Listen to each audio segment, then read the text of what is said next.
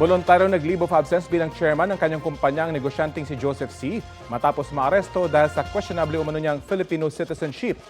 Sa anunsyo ng Global Fernica Holdings Incorporated sa Philippine Stock Exchange, ito'y para matutukan ni C ang kanyang personal na legal issues habang pinoprotektahan ang interes ng kumpanya.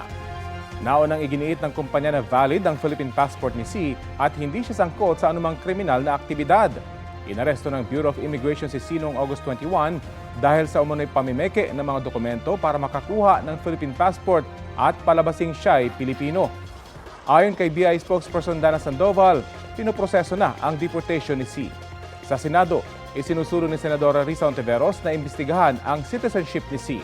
Ipinakita ni Ontiveros sa mga kopya ng Philippine passport ni C at alien certificate of registration ng Chinese na si Zhong Shenzhen.